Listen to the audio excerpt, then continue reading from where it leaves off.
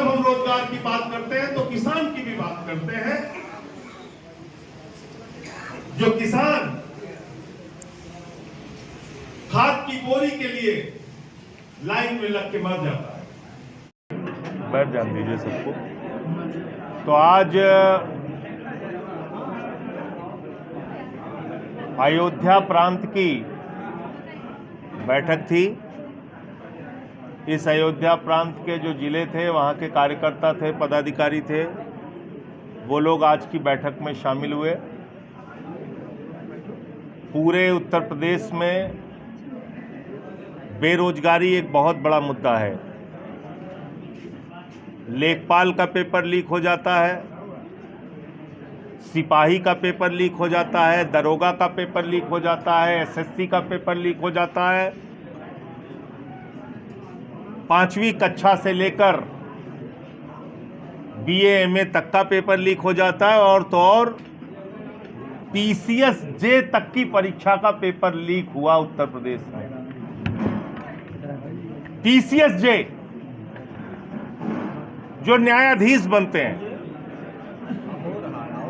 इसके अलावा शिक्षा मित्र बेरोजगारी की मार झेल रहा है, आंगनबाड़ी बेरोजगारी की मार झेल रही है, आशा बहुओं को तनख्वाह नहीं मिलती ठीक से,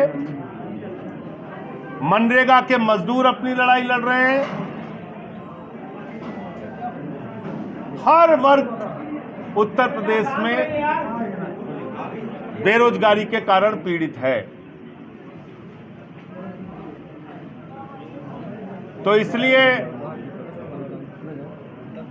एक मुद्दा तो रोजगार दो हमने रखा है पदयात्रा में। 31 अक्टूबर को सरदार वल्लभ भाई पटेल जी की जयंती पर, लौह पुरुष की जयंती पर जो पदयात्रा शुरू हो रही है 31 अक्टूबर से, उसका पहला मुद्दा है रोजगार दो। अब इस रोजगार को देने के नाम पर जो सामाजिक भेदभाव हो रहा है, या थानों में, कोतवाली में, अस्पताल में, नौकरियों में जो सामाजिक भेदभाव हो रहा है, उसके लिए दूसरा नारा है हमारा, सामाजिक न्याय के लिए सामाजिक न्याय दो। रोजगार दो और सामाजिक न्याय दो। क्योंकि आज हम उत्तर प्रदेश में देख रहे हैं जाति के नाम पर भेदभाव, धर्म के नाम पे भेदभाव, बुलडोजर की राजनीति और तमाम तरीके की राजनीति उत्तर प्रदेश में आज की तारीख में चल रही है, जिसमें खुले तौर पर देखा जा सकता है, चाहे वो बांदा विश्वविद्यालय का उदाहरण हो या लखीमपुर के कोऑपरेटिव बैंक का, कि उसमें किस तरह से आरक्षण को खत्म करने का प्रयास किया गया।